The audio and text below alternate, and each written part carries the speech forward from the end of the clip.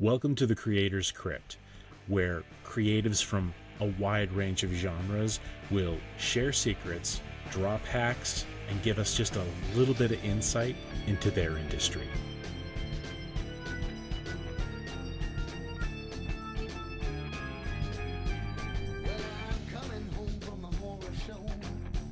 This week's guest is Oscar Award-winning makeup artist Howard Berger. You know his work from a vast array of films and television projects, everything from the Chronicles of Narnia to Aliens and even The Walking Dead. And today, Howard's going to give us a little peek into the makeup effects world. Howard, welcome to the Creator's Crypt. Man, before we get started, how are you? Good. It's the work is really slow right now, just because of it still hasn't truly recovered from like the pandemic, and then we had the strikes, which really kind of screwed things up. And now, I think the IATSE, which is the overall union, settled a lot of their stuff yesterday. But now, that's good. Yeah. I just got an email from my local saying that everybody agreed. So, but now we're waiting for the Teamsters, and I think the studios are just holding off, because what they don't want to do is start and then have to shut down in July or whatever, and that'll be another. It costs them so much money, so they're just being super cautious. It's unfortunately at the expense of everybody that works in the film industry. Plus, I just think that the studios are reevaluating, what they're going to do. I think that they realized with the streaming services that they put out too much crap, and way too much. Way too much, and so much of it is just not watchable. Yeah. And people aren't interested. And so now they're rethinking it, and so, we'll see. Things aren't busy here in LA. They're busy in Atlanta. They're busy in New Mexico. It's busy in the UK, but they're taking advantage of the lack of unions there. And but hopefully it'll be busy here. But I travel all over the place. It's just there's not a show for me that is ready for me to work on yet. So I'm just waiting. It's weird. Now it's the actors strike is over with, but still all the actors are out of work. So I guess we'll see what happens. But yes, it's a very strange time. It's the weirdest period I've ever experienced in 41 years of doing this, and I don't know. You just find other things to do until the jobs come in. But I'm always busy. That's I talk to some studio execs, and they're like, "How are you not working?" And I'm like, "I don't know. That's why I'm calling you guys." So it's definitely changed. It's a different animal now. So it's not going to go back. It's not going to be like it was. So I'm glad I'm almost at the end point. I feel bad for people that wanna, are in the middle of this or just started or want to get into it. I don't know. I met with somebody the other day who came to visit the shop. She was 19, and she's like, "I really want to do this." And I'm like, "I really have to discourage you. I think you should think about something else. It's like, this is not going to be a viable way of earning a living in probably the next 5 years." So. And I talked to a couple of animators, just interviewed one about a week ago or 2 weeks ago, and she was talking about how stop motion is sort of like she has to be honest with people and say, "Hey, listen, this is not the career if you want a stable income." And it sucks because I came up in the 80s, watching you guys do your thing, and I was sort of like trying to study every little intricate thing I could. We didn't have YouTube and all that, right. And when I finally get in the door, things start. It just wasn't the way it was in the 80s and 90s, and right. because I didn't come on the scene until like 2000. I did time in the military and stuff, but. So I try not to focus too much on like people's projects and stuff, mainly just focus on the artwork and, the industry itself. But your filmography is like iconic. So it's hard not to point out the elephant in the room, like, Narnia and The Walking Dead and Harry and the Hendersons too. I didn't realize that, but all the things that are iconic in pretty much anyone's, film library, you've had a hand in some way. Have you ever just stepped back and said, "Holy shit, I did this." You know, I mean, Yeah. Yeah, I did last night, actually. did you? Yeah, I was thinking about it, and I was sitting with my wife, and I went, God, you know what? I've done a lot of shows, a lot of movies, and I've worked on so many things, and it's really, really cool. You know, I mean, when I dreamed of doing this when I was younger, very young, I didn't have a plan. I mean, I didn't have a plan. I mean, I had a plan, but I didn't have an idea what the hell it really was going to be like. Was I going to just do this, or I had aspirations, but I was just happy to have a job, getting to do this. And I went right from high school right into working. And I worked, for Stan Winston and Rick Baker and John Beekler and Mark Shostrom and Alan Apone at Makeup Effects Lab and Kevin Yeager. And I mean, I got to work on some really cool stuff, like the first 6 years of my career where I was just a subcontractor was really wonderful. And I did all different sorts of things. Like, I didn't really care what I was doing. I was just happy to be there. And I really was grateful for it.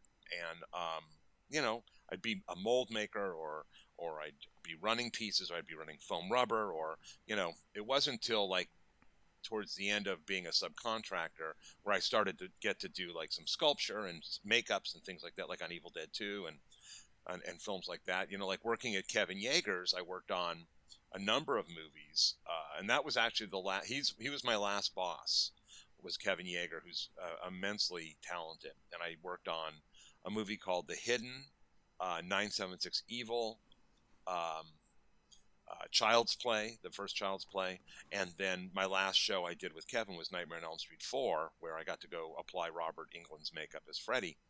So Kevin Nice. Kevin gave me great opportunity. Everybody I worked for gave me great opportunity. Mark Shostrom doing Evil Dead 2, that was amazing experience. And when I was starting out, working at Stan Winston's and working on Aliens, and I think I was thinking it because yesterday was like National Alien Day or something. And Stan Winston's school posted some behind the scenes stuff, and I remember the big cardboard, you know, garbage bag Queen Alien we assembled Yeah. in the back of Stan's shop, and Jim Cameron was there, and I remember standing right there watching it and going, holy moly. And we really had no idea what the movie was going to be like. Actually, a lot of us thought, why are they making a sequel so late in the game, But nowadays they make sequels like 20 years later, and you're like, I guess it doesn't matter. Yeah. But I mean, at that point, Jim Cameron had only really been known for the Terminator, which Stan did, which we all loved. We thought it was spectacular. But we're like, wow, this guy's going to tackle, the Alien franchise, and it was cool. I mean, it was a really great experience. And I didn't get to go to set that was shot in London, but we stayed at the shop and we were working all the time. I was on the night crew because since they're 8 hours ahead of us, Stan wanted people in the shop all the time. So when they got their day started, there were people there. So myself, Rick Lazzarini, and Bob Kurtzman were in the night crew, and we'd be there working all night. And when Stan would call in the morning to check in, there was somebody there, at midnight to talk to him about, where we were at with the crawling face huggers that were, we were trying to finish up frantically and send over to London.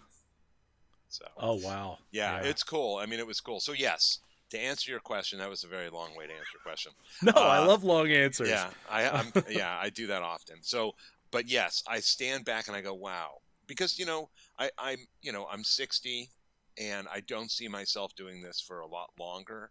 I love it. It doesn't mean that I don't like what I do. I so love what I do. Every morning I wake up and I'm very thankful that I get to do it. I feel it's a privilege to work in the film industry, and it's a privilege for me to get to do what I dreamed of doing when I was a little kid. And here I am doing it, and have had a really wonderful career. And my thought is, I got to work on really super cool things and meet wonderful people that have stayed my friends for decades, and through thick and thin on both ends. And yeah, it's been great. And I never thought I would own my own shop, especially for 36 years, because Greg Nicotero and I have owned KNB EFX for 36 years now.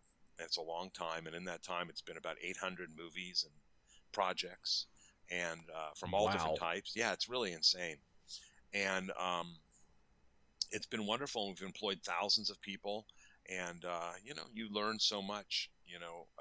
Being a shop owner and a boss, it's hard. So many people, and I said it myself. I remember saying to John Beekler when I was over there working like on Ghoulies and Troll, I'm like, someday I'm gonna, when I own my own shop, and he's like, yeah, have at it. Good luck with you. Good luck. And so now people are like, I really want to own my own shop. I'm like, yeah, good luck. Good luck. And it's hard. And especially being in California where you're dealing with, workman's comp and sales tax and payroll tax and all the ordinance and OSHA and just it being very expensive here in California. And it's a different thing, And when I started, because it was the early 80s, it was like, you're a rock and roll guy and you love monsters and you make monsters in a garage for the most part, and that was great, and it was endless hours and it was a flat paycheck of like, when I started working at John Beekler's, it was unlimited hours for $300 cash a week. And we loved it. We thought we were living high on the hog, because we were able to pay our rent, which I think I was rooming with a friend of mine, Everett Burrell, who's now a big VFX supervisor. He does Umbrella Academy.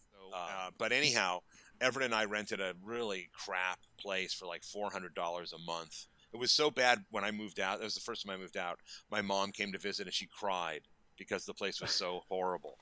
She didn't want her son living in such a shithole. So, but anywho, we had enough money to pay rent and buy beer on Friday, and we'd all hang out and have a great time. And it was really just like a, makeup effects, gang of idiots and having a good time. It was always the same. You like drink a bunch of beer, go to Westwood, go see a movie, go to have something to eat, and then go to end the night with going to Tower Records, which unfortunately doesn't exist anymore, and spend the rest of the night there till like 2 a.m. and then go home and do it again.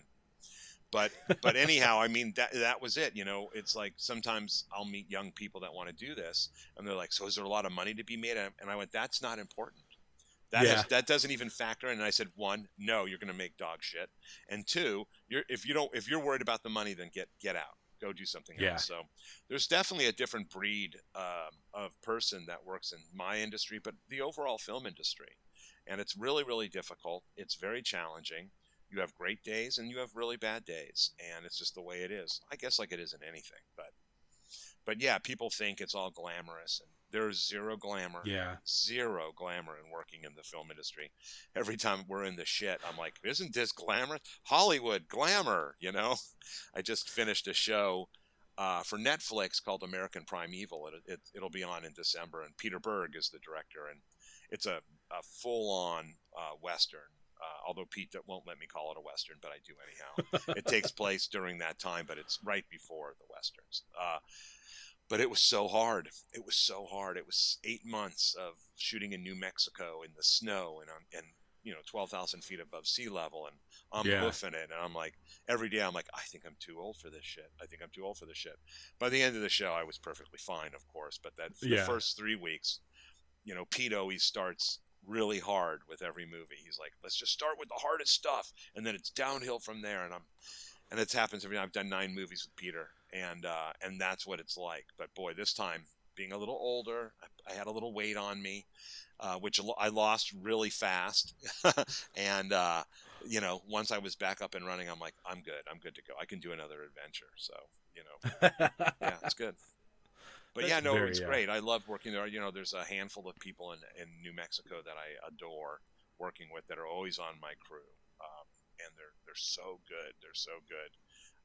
And they're always my first hire whenever I have a show there. So it's nice to know at least I can rely on a couple people when I have to. Oh yeah, I bet it's very important. Yeah. This you were saying that this is like not the industry to get rich in. You're not gonna. Yeah, I mean, it sounds like it would be. Like it sounds like all films and the way Hollywood sometimes throws money around. They never really throw it at least in my experience, at the creatures. It's always like the last thing they want to consider in my experience. It's like your film revolves, especially in the indie world. your film revolves around this creature being the best that it can possibly be, and you're going to tell me that your budget for this is less than 1%. It's like it Yeah, I doesn't mean that's make where any you sense. have to. That's where you have to, get into it. I mean, the days of like the Rick Baker salaries and Stan Winston salaries and Rob Bottin, those days are long gone. Or budgets, for building stuff. We still, we do very well. Greg and myself and KNB, but it's been 36 years. So I mean, the first 5 years of KNB, we were broke. We were like eating a bucket of chicken a week. It's like, okay, we got Yeah. to just make this chicken last. But yeah, it was a struggle, but it was worth it. And there's lean years, and then there's years that are just incredible, and it fluctuates like any business. But yeah, And the work can be like, so my focus is mainly on things like like the creatures, like something, it may be a person in a suit, not necessarily makeup, but it's kind of backbreaking. I mean, you're hovering over molds, and you're roto casting stuff, and it's not exactly the leisurely, I'm going to be sitting there painting or something, art thing that most people, I think, associated with it. So there's a lot of hard work in any of the effects, arenas. And I think people just don't really think about that. They just think we're coddled and we're playing with toys. Yeah, I mean, maybe. Yeah, I mean, what's important is getting directors and producers to come to your studio, because that's really when they go, oh, okay, they can see their Yeah. money, how their money's being spent, and how much work it is. It's when you do, like, all you do is, prep a movie with a director via Zoom or emails, and they never get a true understanding of what you're doing. It's really, really difficult. So we encourage, directors and producers to come to the shop and see what we're doing and see it in person, and it just makes a world of difference. And they get really enthusiastic, and it's cool, and they can see how the machine works. So because it's there's a lot there, and with us, I think what's made us so successful all these years is that we're not vendors. We're part of the creative team. So we start early, building and figuring things out and developing and all this stuff, and really end up, forcing our way to have a say in things. Yeah. Obviously, it's the director's final decision since it's his film, but we're there to certainly help support his vision. And if we see the vision might be a little off track, we try to kind of scooch it over and try to realign it sometimes, and Yeah. sometimes that works really well and they're appreciative, and sometimes they just take credit for it, but that's okay. And at a certain point in your career, you can't be so delicate about things. You can't be so precious with what you make. Ultimately, you're making product. Okay, and I know we say, oh, makeup artist. Lately, I've just called myself a makeup facilitator, and it's because I'm facilitating what they want. I still can do, try to sneak in things I really want to do and so forth. But, I mean, my feeling is, and I have to point this out to some people that work at KNB from time to time when they complain. And I say, well, listen, you took the paycheck, you signed the Mhm. back of the paycheck, you put the paycheck in your bank, and you're using that money. So that is a contract telling me you agree to the stipulations and the conditions of working on this show and working at KNB.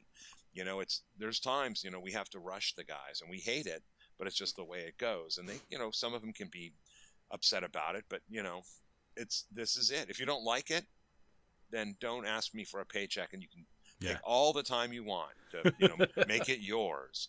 But ultimately, we have a responsibility to the studio and to the production and the director and so forth to deliver the best work we can with the limitations set forth by production. And those limitations set forth by production can be really great. I mean, not great in like, woohoo, this is great, as in like gigantic. And you're Yeah. like, Jesus. And there's times I just was I was going to do a show, and they just kept saying no, no, no. And I said, God, all I'm hearing is no. What am I allowed to do? I said, tell me that. I'll tell me what is. Give me some yeses, and then maybe I'll be interested. I ended up not doing the show just because I felt like my hands were tied about everything. From the time we were going to build, the money, what my crew could be on set, and I'm like, you guys are really handicapping yourself. I said, I'm here to help you. but you're not helping yourself by stifling and limiting me to do the best work I can. If you just want me to pull it out of my ass, I'm good with that too. I get paid either way. I get paid if I do a great job or if I do a shit job.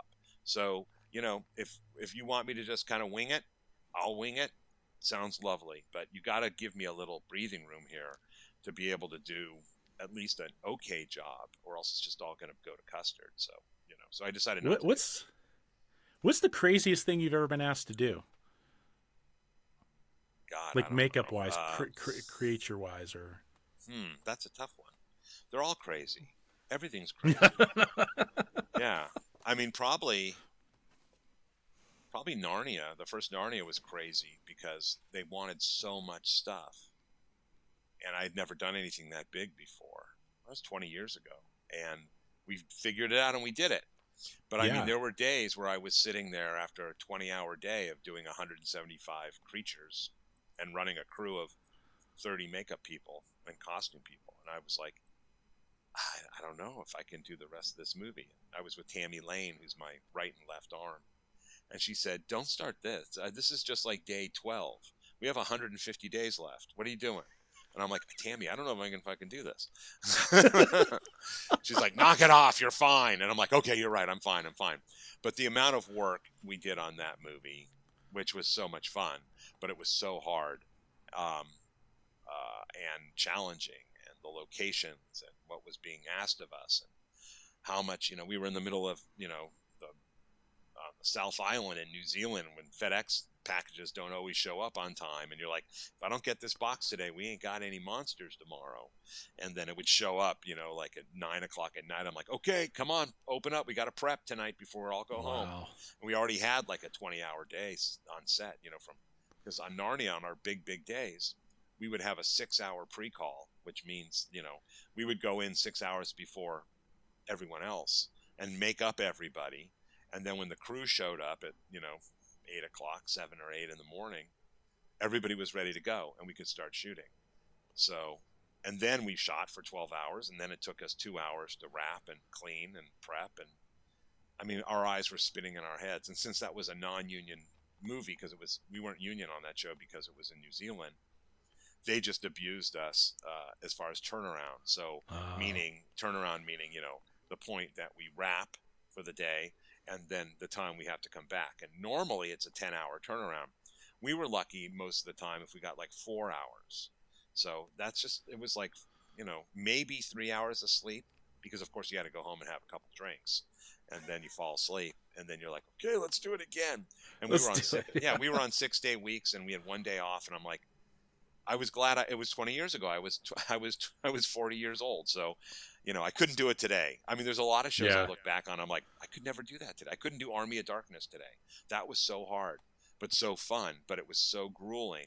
Or Dusk Till Dawn, Greg and I, we were exhausted, but we were young and enthusiastic. So what did we know? Yeah. So it was, those movies are fun to look back on, but they're like, boy, they kicked our ass. Oh yeah. Like there's something about like, somebody had told me this once, like it turning 50 is like a switch that goes off and your body's like, nah, and I felt it the second it happened. I was like, and in my case, I got to chase a 4-year-old around right now, and I'm like 51. I'm like, I don't know how people do this. It's exhausting. No, it is exhausting. I mean, I have 3 kids. They're all grown up. But yeah, during Narnia, it was a lot of work, and I was in New Zealand for 7 months, and they came out for 3 months of that, which was great. And but yeah, aside from the work you're doing, you're also trying to live your life and run a family, and that's where having a good partner, a wife or girlfriend or boyfriend or whatever, or husband, that's where that comes in handy, is where you have that partnership, and that helps a lot. Well, and a lot of people think that at the end of your day, you just you do the makeups, and then you're on set for chasing if you need to chase a makeup or whatever, and then that's it. But you have to remove the makeup, and you have to you just can't just rip that stuff off. And so for you as a professional in your industry, which one is the more I don't want to say just labor intensive, because I know they're all labor intensive, but which part sucks the most? Is it putting it on or taking it off? I hate removing makeups. It's my number one thing I hate the most. I despise it. And anytime I can shuffle it off onto somebody, I do. But I don't when I'm dealing. I also have a lot of, I feel guilty. Like, I'm not going to leave my actor hanging. I'm like, hey, just go sit over there. He'll take your makeup off. I don't like to do that. I always say that, we as makeup artists and makeup people, it's very important we set the tone of the day for the actor. So the actor starts their day with us. They work all day with us, because aside from chasing and maintaining the makeup, you're also there to kind of help them out. Like, hey, do you need water? Can I get you anything? Are you all right? Da, da, da. Plus, you're doing checks here and there. And then at the end of the day, you clean them up and you make them feel good. And, you give them a hot towel. And, I did this TV show, The Orville. I did 3 seasons of it with Seth MacFarlane. And one of the actors, Peter Macon, who plays a character named Bortus, is in a huge makeup. And Yeah. I could tell he's such a great guy. And I know putting that makeup on was massive every day and wearing it. So I just really wanted to cater to him, and I would just give him, and he's bald, and I would just give him this great head massage every night. So we take the makeup off, and I get my hands all ready. We do a hot towel to get all the shit off, and then I would just rub his head and his face, and he just was like, oh. And then I take a hot towel, let it sit, and then rub, get everything off, and he'd just be like, oh God. This is what I dream of all day. I'm like, I can hardly wait to get Howard to rub my head, and I like to do that. I want to cater to my actors. I want my actors to leave feeling good and, like, okay, they got all that, energy out of them for the all the hard work they've been doing all day, and this is the reward. I've been in trailers, where people like hand the actor the towel, and I'm like, I just don't feel good about that. I want to make sure I give them the personal attention they deserve. I like I said, I hate removing makeup, especially after a really long day, because I'm so tired, getting all that shit off, and it's messy, and I'm like, oh, I hate this. Skincare. Yeah, absolutely. But the most important part is removal, because people always think like, oh, all that makeup must really mess your skin up. No, it's not that. What messes your skin up is poor removal and not taking care of the actor's skin. It's essential. Yeah. And when you're, then there's different skin types. Like Peter is African American, and he has a very specific skin type, and it can damage easily, and you have to be so careful with his skin and make sure, we don't have like razor bumps or anything like that. And we came up with a whole bunch of things to help him out, because we were learning through the course. And it's like, oh, well, no, maybe if we do opside all over his head, and then this, and the friction of the cowl rubbing on his head was giving him razor bumps in the back of the head. And he was like, it's okay. And I'm like, it's not okay. We have to solve this problem. You're not going to go for another 4 months with this going on. So, we trouble solved between myself and Tammy and Garrett Emmel, who did his makeup the first 2 seasons. And then, but yeah, even though I hate removing makeups, I do it, of course. And also it's also to set a precedent. So if the boss is doing this, then no one else has any say or reason to say, well, I'm not doing that. So it's really important. And I learned that from Stan Winston, because Stan Winston, when I worked with Stan at the shop, he was there every day at 8 o'clock a.m. and he was the last to leave. And if we worked the weekend, Stan was there. And when I got hired, he said, okay, Howard, we start at 8 o'clock, not 8:01, not 8:02, 8 o'clock. I'm here, you're here.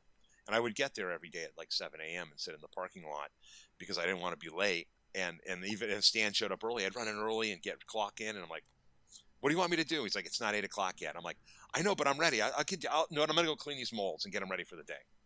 So, and that was just from enthusiasm and wanting to, be the best I could and be the best for Stan that I could, or if I worked for Rick Baker, or if I worked for Showstrom, or, anybody. And I expect people to do the same thing. So I like to set the tone, and then nobody can say anything. It's like, if I'm sweeping the floors, you're sweeping the floors. If I'm going to do all the towels, you're going to do the towels. So yeah, and I kind of came up in a world where, if you were told if your boss is working, you're sure as shit shouldn't be sitting on your butt. You need to get up and do something. So, and I think it was reinforced by the military. But if you see, other people moving and you're not moving, Mm-hmm. I mean, it's great that, to have leadership that sets the example and You everything. have Because, to. yeah, I mean, Yeah. is that, so if you had to, like, if there was the new generation of makeup artists coming up, is there anything that you feel like they should know, I don't know, about, work ethic or Oh God, whatever yes. that might be missing, Yes. Are you kidding? That's the problem right now. Yeah, it's very frustrating. I've worked with a lot of different age groups, and this new this new generation is very interesting. So I find there's a lot of entitlement. There's a lot of feeling that they deserve things. There's very little interest in actually working hard. They feel that it just should happen because, they got way too many gold stars from mom and dad, Yeah. for just getting out of bed. So they don't have any real hardship. I mean, I feel bad for them in some regards because this is what society is now about. And what's the least amount of work I can do to be successful? What's the easiest path of resistance? Mm. And it drives me nuts. We bust our ass. I mean, I had some people in the past complain about working, in the shop for 8 hours a day. And I'm like, are you kidding me? It's like, oh, I'm just so tired. I'm like, suck it up. You're 23 years old. What the hell's Yeah. wrong with you? My kids grew up with that work ethic of like, no bullshit. And my daughter's 31, and then I have two sons. One will be 30 this year, and one will be 28. And all three know the law of the land. And I always say, if you don't have anything to do, when in doubt, clean. And Yeah, they all know it. exactly. Yeah, and they're Yeah. always doing something. They have great work ethics. They know there's no bullshit, and if you're going to succeed, there's only one way to succeed, and that's hard work. So I would suggest to the future of the world that just please stay involved, pay attention, learn all you can, listen, and don't talk because you don't know shit. You really don't. Yeah. And you don't know shit until you're like in your 40s, tell you the truth. And I learned that too. I'm like, I know how to do this. I didn't know anything. And then just respect people and treat people the way you wish to be treated. And the biggest thing is, don't be a crybaby. Just Yeah. don't be a crybaby. Like, oh, somebody looked at me this way, or somebody said this, or something. It's like, for God's sake, stop being a baby every 5 minutes. This is not how Yeah. you're going to succeed. And, you're not going to make money basically going and complaining to upper echelon, that you don't feel you're being treated right or being this or that because somebody, I don't know, said something to you or what have you. I mean, there are, of course, in work environments, there are things that you should not do and you should not say, and that should be common sense. That could hurt somebody or hurt somebody's feelings or physically hurt them, and that is not tolerated on any level. But I mean the shit I've heard is just so insane. And I'm Yeah. like, guys, come on, get a little backbone here. This is Exactly. how it works. Again, it's like your parents never told you actually are a piece of shit, and get your ass to it. Step up and stop being a little pussy every 5 seconds. So, that has a lot to do with it. And they never heard that. So when they hear like, hey, you know what, stop crying every 5 minutes, they're like terrified. They're like, no one's ever spoken to me that way. I'm like, yeah, that's a problem. That It is a you problem. don't understand that, like, it's part of being a human being that you need to actually step up, and shit's just not handed to you. You need to work hard for it. But it's a big issue. And even in this industry specifically, there are entitled people that are so far above what their entry level. So I mean, we've been on sets where, the high paid actor is throwing a tantrum and breaking stuff, and you got to suck it up and put it back together. It may have taken you 2 months to build whatever he just broke, and now you got to put it together overnight because this actor threw a tantrum. I wouldn't tolerate that for 1 second. Well, but you're Howard Berger. There's a difference. I'd walk over to the guy and go, you and I are going to go outside for a little bit and go have a walk. And I've done that too. I've done things with actors, big actors, and I'm like, this guy's really pissing me off. And I'm like, hey, you know what? Yeah. Let's step out of the trailer. Let's go. You and I go have a talk right now. I remember I was on a show and with Tammy Lane, and I was in the trailer doing a makeup, and Tammy was running set, and the director said something that was so derogatory to her, and I was like, what the what? And I caught wind of it, and I was like, no, no, no. And I walked on set. I said, listen, she has as much power as I do. She's as much in charge as I am. If I'm not here because I'm doing something for you, and you don't respect her, that's a problem. And he came back to me. He's like, Howard, I'm really sorry. I said, don't apologize to me. Yeah. Apologize to her, because you didn't shit on me. You shit on her. I said, dude, you need to go apologize to her right now. And he did. And he's a great director. He's a great guy. He's doing great movies. But I was like, okay, there's a lesson to be learned. And I do not tolerate bad behavior on any level from anyone. And you know what? I really do feel it, and and people have said, "Oh, but you're Howard Berger," but sorry, but no, it's all good. But listen, either way, it works out for me. Either way, I'm going to say if I see something, I'm going to say it. Best case scenario, I'm on your show. Best case scenario, I'm not on your show. I said I don't really care. I said if this is how it's going to run, I don't want to be a part of it. I don't believe in this sort of mindset, and people are going to be nice to each other. They're going to work. This is a collaborative,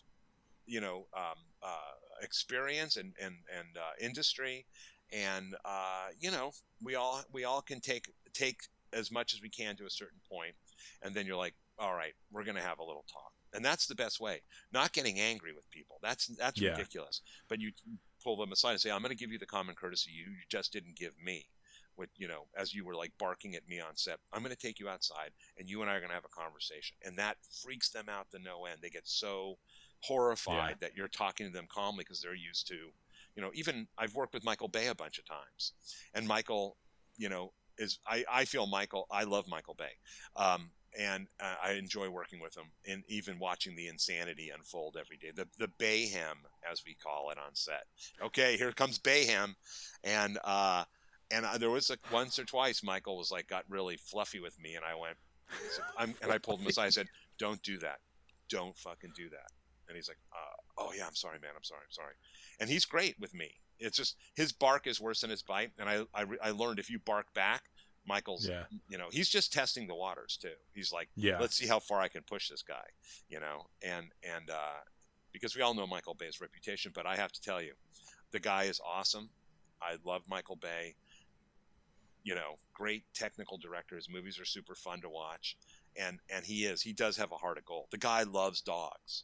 Like, he's a crazy dog lover. He has these dogs, and he is on the ground with them. I was like, first time I saw that on Transformers, I'm like, oh my, he had these giant bull mastiffs.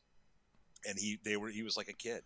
And he's a huge fan of movies and stuff. And we would talk about things, and I'm like, Bay's a cool dude, man. I know he's got this reputation, and it's all true. But hey, you know what? You know what you're going to get. So you order a filet mignon, you're going to get a filet mignon. It's not like exactly. Going into like, okay, here comes Bay. Bayham, that's great. Bayham, yeah. He loves it. He loves it too. He's like, Bayham. I'm like, oh God. When we were talking about the new generation not being able to handle, like, you see something like that and you fall apart, you just make the situation worse. If you just fall to pieces and collapse into a puddle of pudding, you have to be able to deal emotionally with the crap that you're seeing. Yeah, no, absolutely. And there are those that are of this new generation that are really, really great. Like, I just worked with a really young makeup artist. Her name is Allie Swift, and she's from Albuquerque. And she really, really impressed me. And I'm like, that's a leader. She just goes for it. And she did such a great job. I was so impressed. I had seen something she had done on Instagram, and I was like, that's cool. Let's bring her in, and she can work background. So we had a lot of background working on the show, American Primeval. And I was watching her, and I'm like, And I had one of my main guys leaving because he had another gig to go to. And I said to Brian Perkle and Jared Gray, who are the two guys I always work with there, what do you think of Allie? Should we bring her in the trailer? And they're like, yeah, let's bring her in the trailer, give her a chance. And she killed it. She was so wonderful. And then she's on another show right now doing great work. I'm just so proud of her, and she's the right attitude. Like, she never said, "Oh, I don't want to do that," or she was like, "Howard, what else do you want me to do?" Always asking, Yeah. so hungry, and I'm like, God, this is what I love. This is somebody who's going to succeed and do a great job, has the right attitude, and comes from a great family. I met her parents, and her parents are super cool and hardworking, and she picked up that work ethic, and plus she's funny as hell. She unintentionally most of the time. So, and I was just like, Allie, you know how funny you are. I just like, you say stuff, and it's just like, what the what? But it was really a breath of fresh air working with Allie Swift in New Mexico. She was really wonderful. So, What about things like social media and everyone with a damn camera in their hand, but you're working on non-disclosure information? And yeah, it's a big no. what about, is it difficult to wrangle this new, my whole life since the day I was born has been online? And Yeah, so well, gonna... I threaten all their lives and say no one is allowed to photograph anything except me. They can shoot stuff for continuity. And I said, if anybody posts anything without my approval, if we're shooting, you will be fired. Even if you take a photo of your station, even if you take a photo of the trailer outside, there is nothing. It is a complete blackout. And when the show or movie comes out and you want to post something, you have to send me the photos and I'll review them and let you know what is allowed to be posted. Because what people don't understand is they will just randomly post, because social media is like heroin to people. And it's like, I got to post. But you're posting not thinking that you are affecting the final product. You could be showing the makeups in a less than favorable light. You could be compromising the actor. So these are all things you have to think about. And I know plenty of people who do it, and not on my shows, because that would be death, and not with Greg Nicotero's shows, because that would be death. And the ramification is that if you went ahead and did it, you will never work with us again, ever. Yeah. Ever, ever, ever. Because that's unforgettable and unforgivable, because we've stated there is no posting of anything you're working on. Like, I had somebody, like, I always make these name plaques when we're on a show. Everybody gets their individual name plaque. So, with I come up with something, and whatever. I love doing them. I think they're super fun. Even our background, when we have like people coming in, I'm like, hey, I made you a sign, put it on your station. And that is a combination of, I want the crew that's with me to feel they're part of the team, which they all are. I can't do it without them. They're super important to me. But also, it's if an actor sits in their chair, they see the person's name right there, and they know now, oh, that's so and so, or that's so and so. And I love making them. They're so much fun. And anyhow, I said no photos, da da da, and then somebody on my crew just took a photo of their station, like, hey, look at my sign, and I'm like, I saw it right away. And when I said, okay, today you're not working tomorrow, so you can take the plaque. And I said, if I tell you to take the plaque, that means you ain't coming back. If you take the plaque, you ain't coming back. And so, because always people are like, can I take the plaque? I'm like, no, you take it on your last day, so keep it. If I say take it, then you're done on the show. So they always liked it when they're like, should I take my plaque? Nope, not yet. You're good. But I was like, oh my God, I just had a conversation saying, please don't post any photos that relate to what you're doing or in this, and they're like, but it was just a photo of my mirror and I said specifically, and I'm like, dude, you're done. That's it. And this was the very beginning of the show. They could have had like 4 months of work. And I'm like, I'm sorry, but I'm super strict about this. Like, I don't, because then you're also, then I'm going to hear it also from the studios. And I'll get a phone call and they're like, why are your people posting photos? And da-da-da-da-da-da. And I'm like, yeah. What the hell? Yeah. But people don't realize it. It literally is like heroin to them. So I have a really strict rule about any social media, and I hate it. I wish it didn't exist, tell you the truth, but it does, and there's nothing I can do about it. Things I really, really can't stand are like, if you have, like, Greg Nicotero is really strict about any sort of walker stuff. Like, if you notice, there's not a lot of unauthorized photos of walkers, because then if you saw a bunch of walkers sitting at craft service laughing and it blows the whole thing. And Greg was like, Yeah, it that's ruins the never going to, magic. Yeah. it does. And it's never going to, you only want to see those characters within the context of the storytelling and how they work. So yeah, for forever and ever, there was like no silly posting of shit like that. But I remember seeing a movie that had come out. It was a Marvel film. And literally the day it came out, people that had worked on it were posting photos. And I'm like, that's a big no-no. So I Yeah. called the guys that did it, and they're like, yeah, we were getting calls from Marvel, and we're in big trouble. And I'm like, yeah, because these jerkies decided to post all these photos, and it's screwing you guys, and it's screwing the film. Like, that's the big thing, too. With actors, you need to be careful what you post, because you can have a really shitty photo of an actor or something like that, and you're posting it because you think you just have to do it, but it compromises the actor. And I know actors who have never hired those makeup artists again purposefully. They're like, oh, yeah, that's Oh the guy yeah. that posted this or that, so it's bad. Now I don't know if it was legitimate, but the whole thing with the Wolverine, Deadpool thing where the suit and stuff was being leaked. I don't know if that was propaganda to just get it Probably. out there and get people excited, Yeah. or if it legitimately happened. But Yeah, it was probably you know, a little bit of propaganda, I would think. I think that, yeah, I mean, sometimes there and studios are smart to release stuff. Again, I'll take Walking Dead as an example. So Greg said we should be releasing with the season 1 or whatever. We should release authorized great photos of the walkers, and that will kill any unauthorized photos, because these are as good as you're going to get. These photos. yeah, And they agreed, and they posted, and people were like, "Holy shit, this looks so amazing."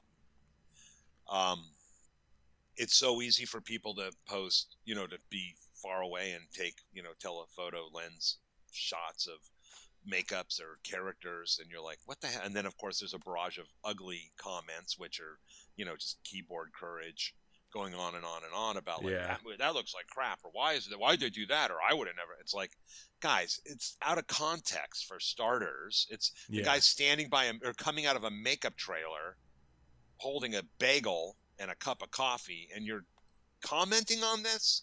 It's like, why don't you wait to see it in the movie? Why don't you see it in the context before you go, oh, that's shit, fuck these guys, da da da da. It's kind of like in that movie Jay and Silent Bob Strike Back. I at times want to get a book of everyone who wrote stuff and go to their house and punch them in the face. Yeah, You know, yeah, it's like, did you say this? Boom.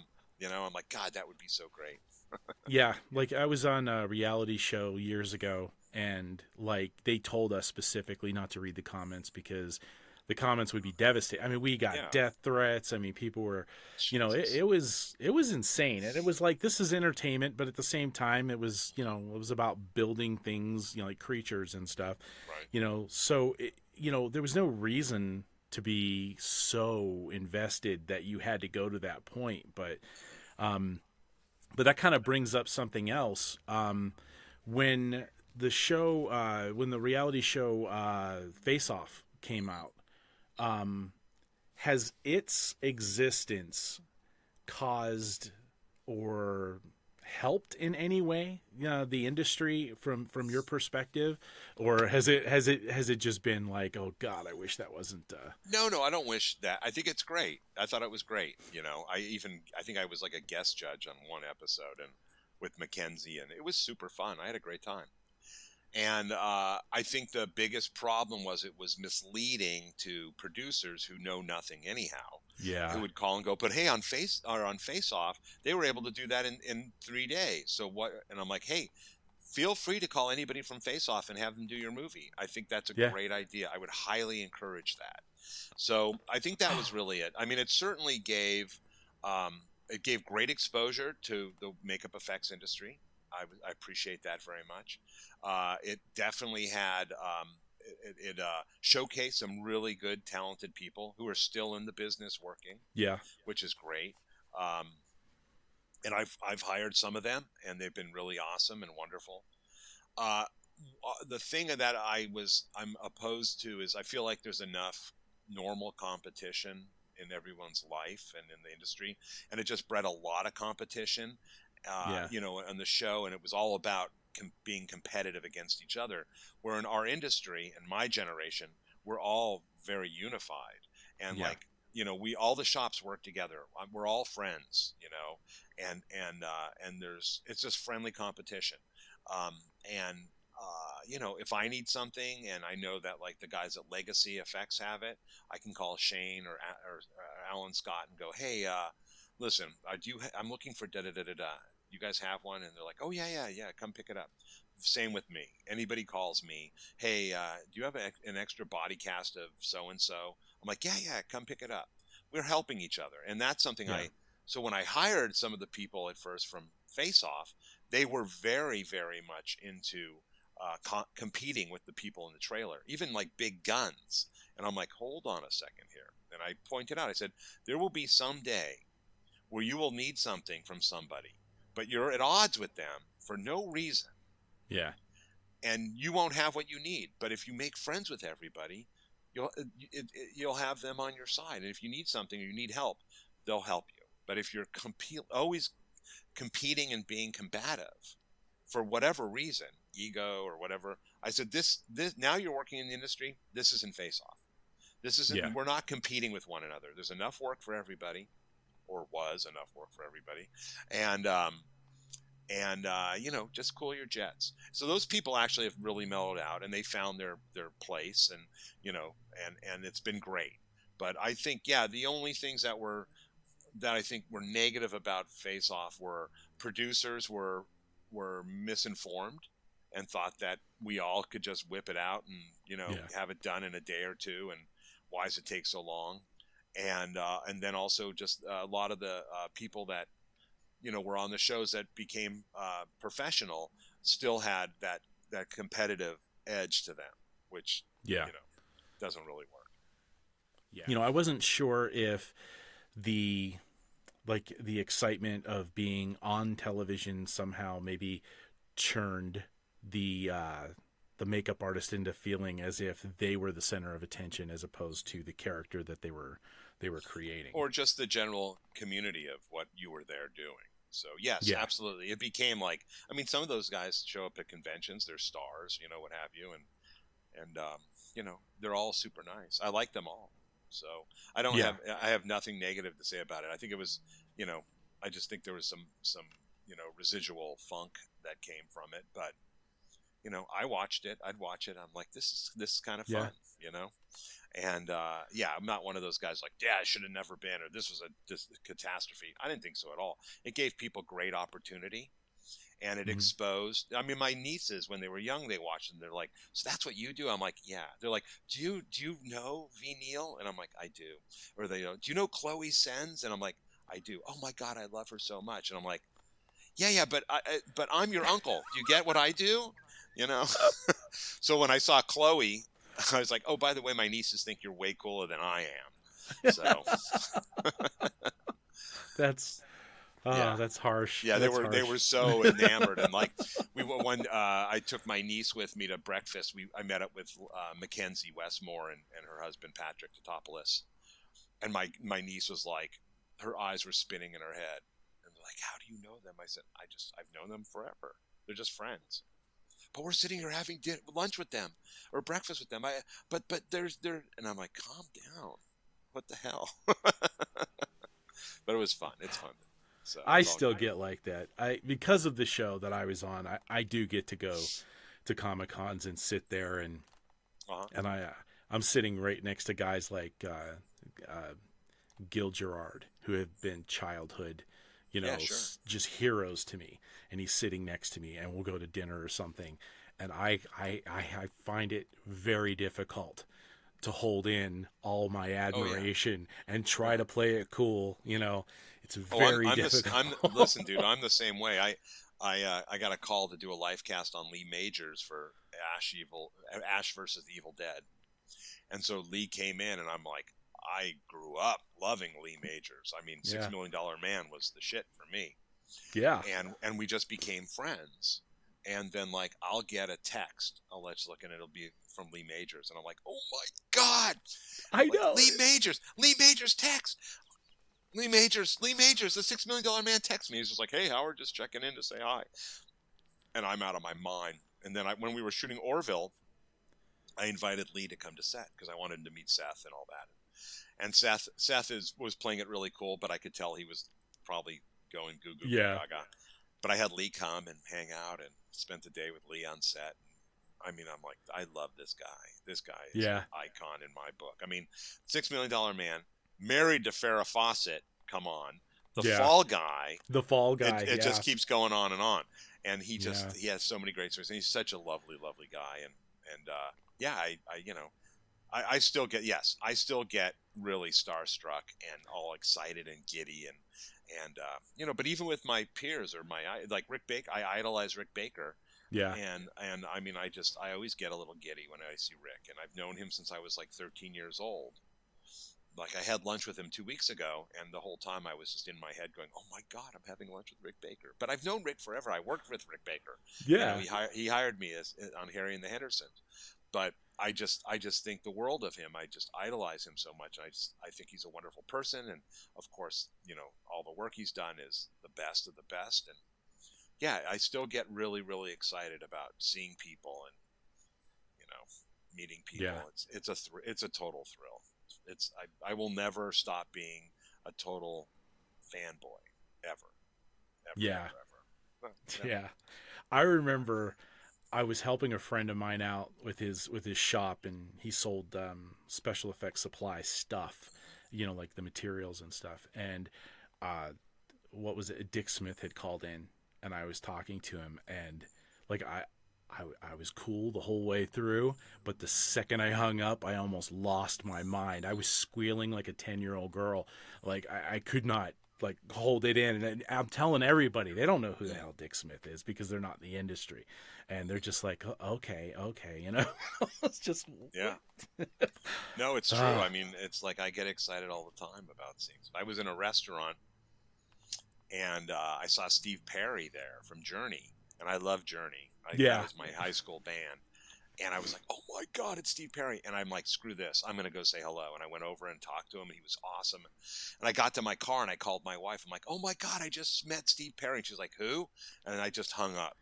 And then I called Greg, and I said, Greg, I just met Steve Perry. He's like, are you kidding? Where? And I'm like, over at Aroma Cafe. He was in there, and I was talking, dude, that's so cool. I would have been there with you. I would have been excited as hell. Yeah. Oh God, yeah. That was so exciting. I'm like, Steve Perry, holy mackerel.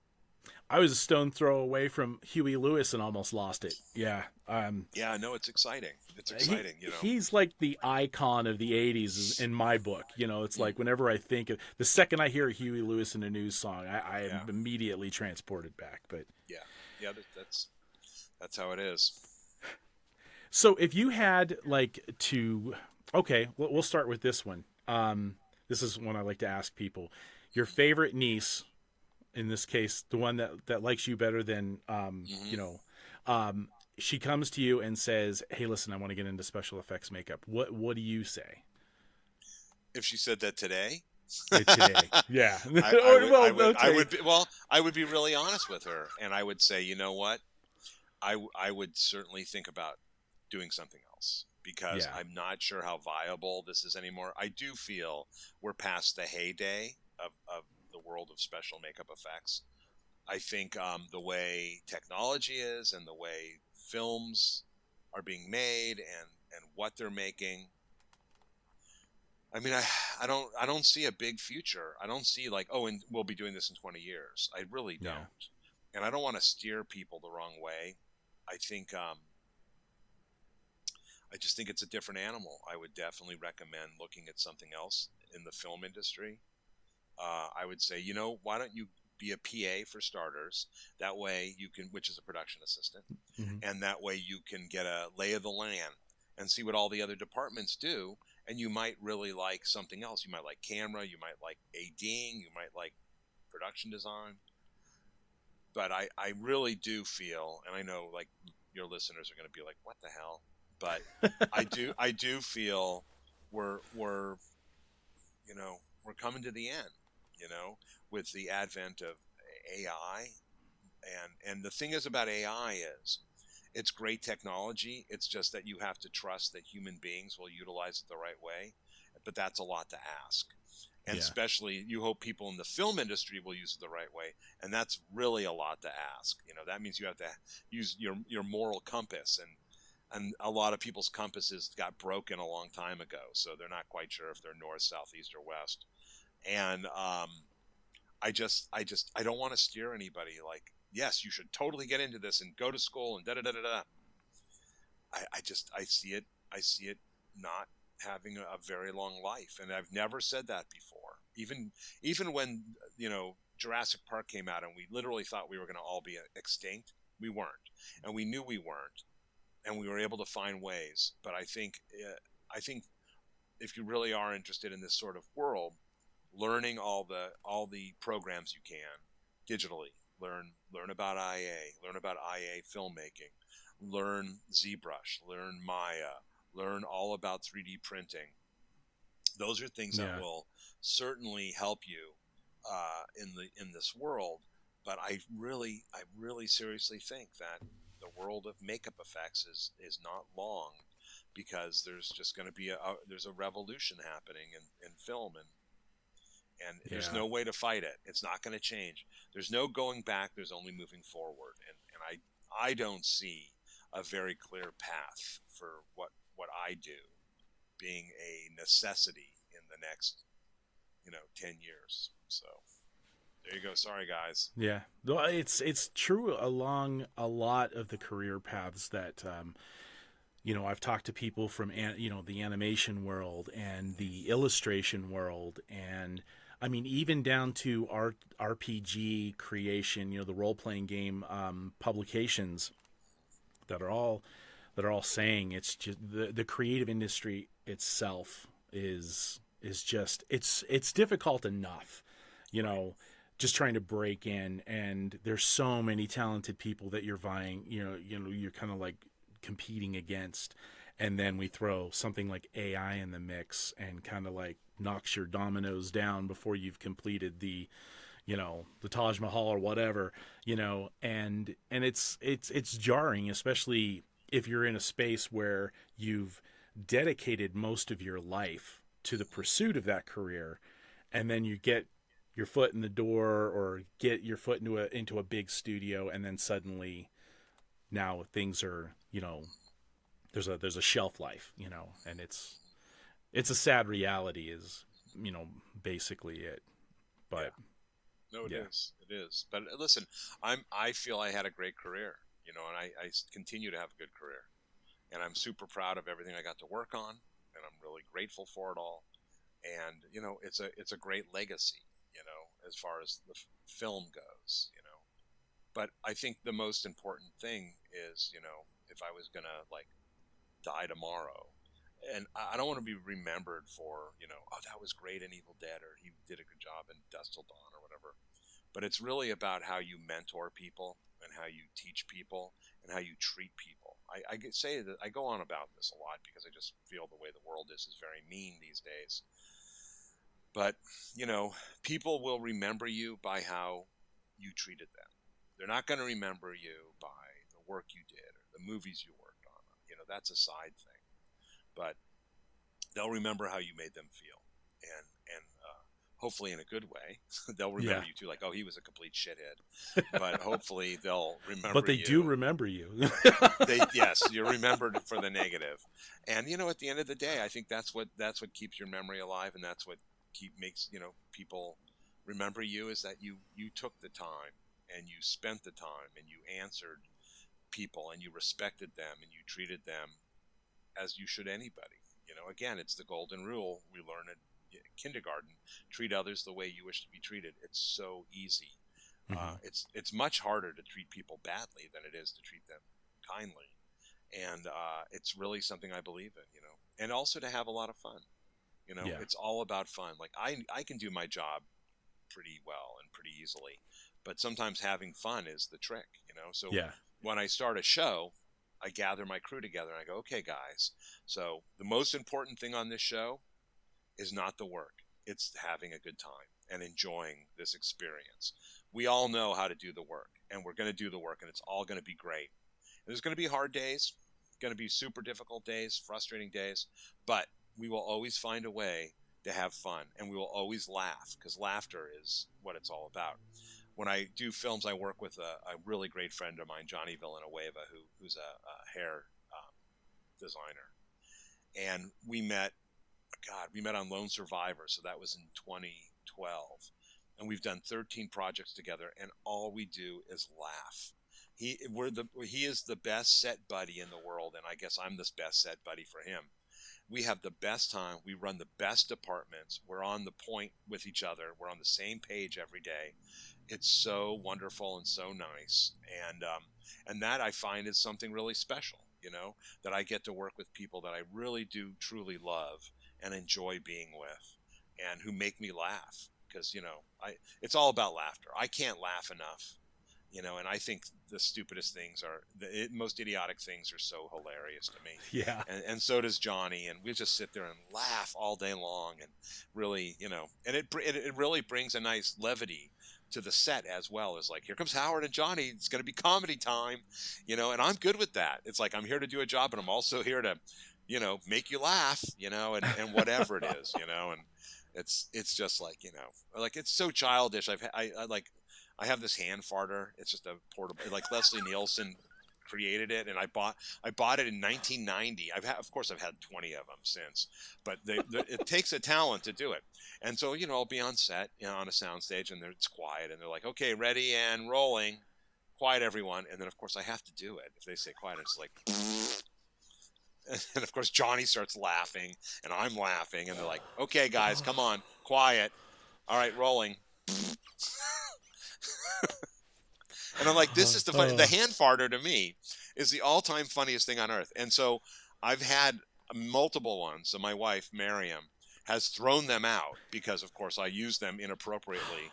And she's like, I'm getting rid of it. But I always have them everywhere. So I always have them in my backpack. I got one in my kit. We were getting off of a plane. Yeah, and the poor lady is the brunt of all my stupidity. And we were getting off of a plane, and I had the hand farter, and I was walking behind her, and I just let it go. And I'm like, geez, lady, wait till you get to the bathroom, you pig. And I just walked past her. It was a horrible weekend. She didn't talk to me the whole weekend. But all I know is I was laughing my ass off. And she's a great sport. And thank God I have her in my life, because she really is superb on every level. But yeah, she's also the brunt of a lot of practical jokes. I'm just like, why did I do that? I was like, I don't know. It just came to me. I couldn't help myself. I had the hand farter. I had to do it. Oh my God. Yeah, I love the hand farter. Yeah. Oh my God. Hey, so one last thing I wanted to ask you, and I'm trying to figure out how I'm going to fit this into the podcast. It's my own curiosity. I have there are very few people that have ever stood on the stage and grabbed a hold of an Oscar. What was that moment truly like? What was going through your head? Please don't trip, don't fall down, not here. Well, it was such an exciting and listen, you don't ever plan for it. You do a job and you do a great job, and then it wasn't like Tammy and I were working on Narnia going, this is our Oscar. This is it. That's nonsense. That never works. And you don't want to ever do that. The work is what the reward is. So the rest is gravy. And so, but anyhow, it was really fun. Prior to going to the Academy Awards, they give you this whole big time, the Academy does, and they go, you have 1 minute. And there is a giant clock that's ticking off a minute. And I knew we had a minute. So when they announced our names, I grabbed Tammy and I'm like, let's go. And we had to run up there. She was. So the minute starts when you stand up? Yeah. That's wrong.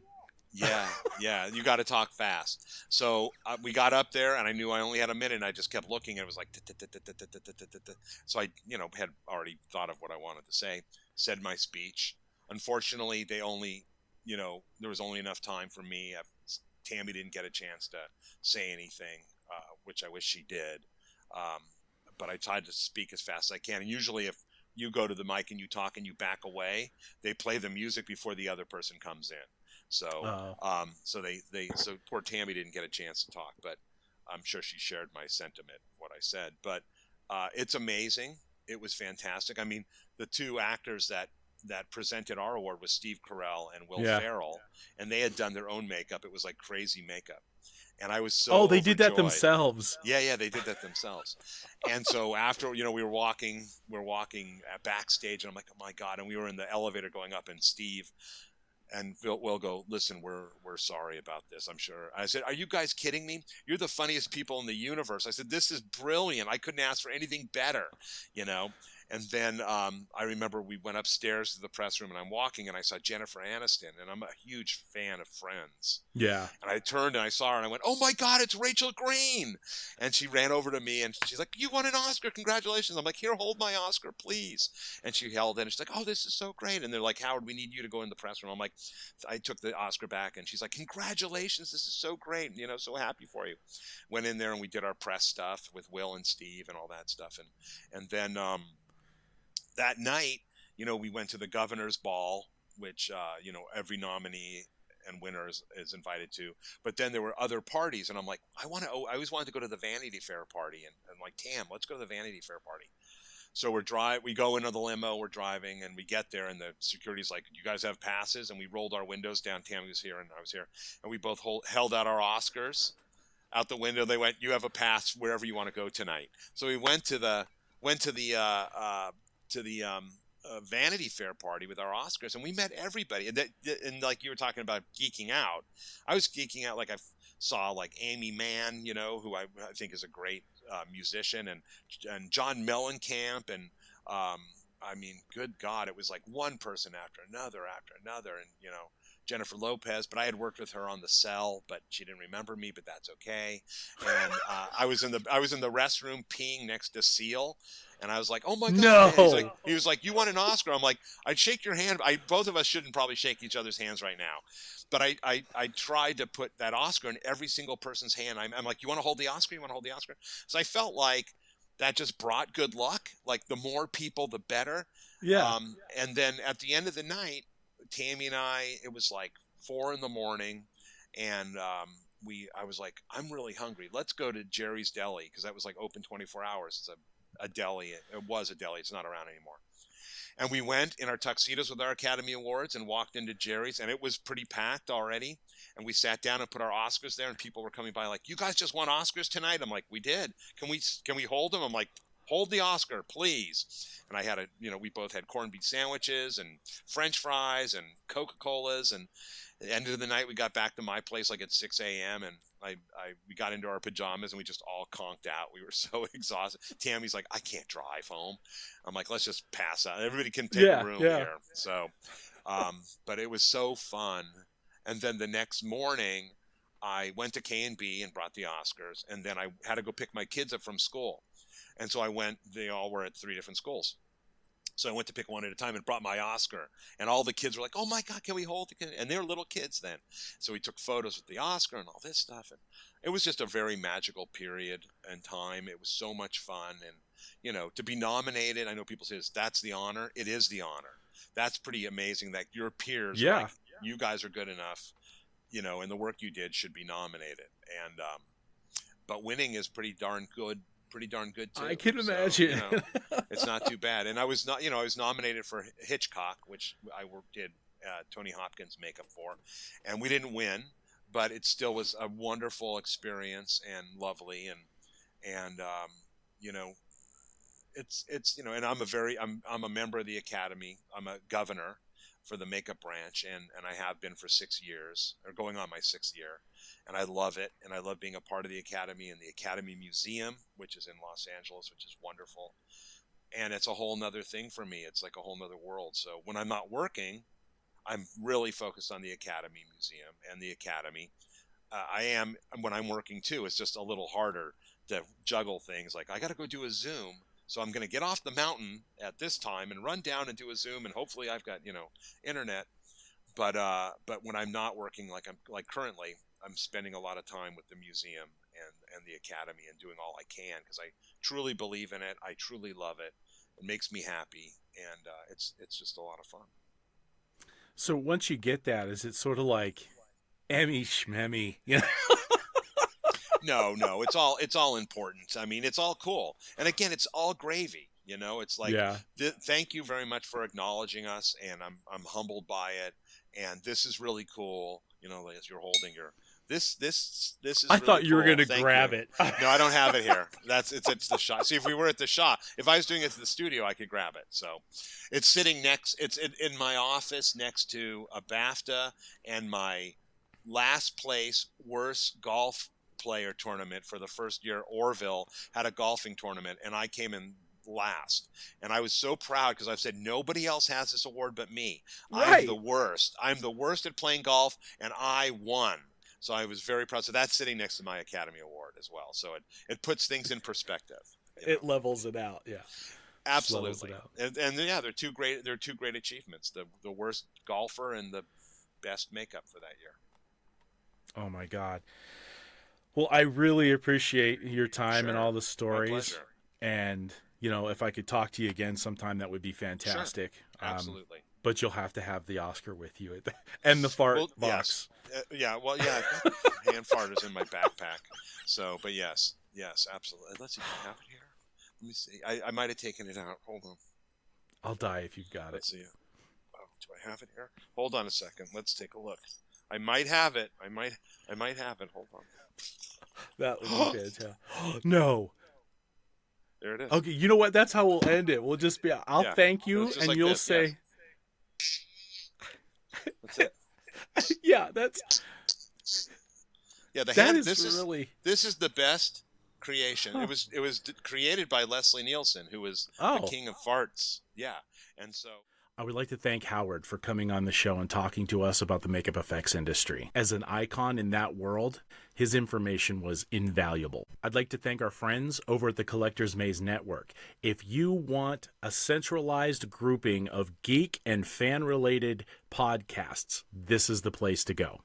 And as always, I'd like to thank my friend Gil Corzo for supplying the Creator's Crypt with our theme music. This podcast was recorded on Riverside FM and edited on DaVinci Resolve. All right, guys, rolling. Russ, you're making it worse. You're encouraging my bad behavior. This is what my wife does not like.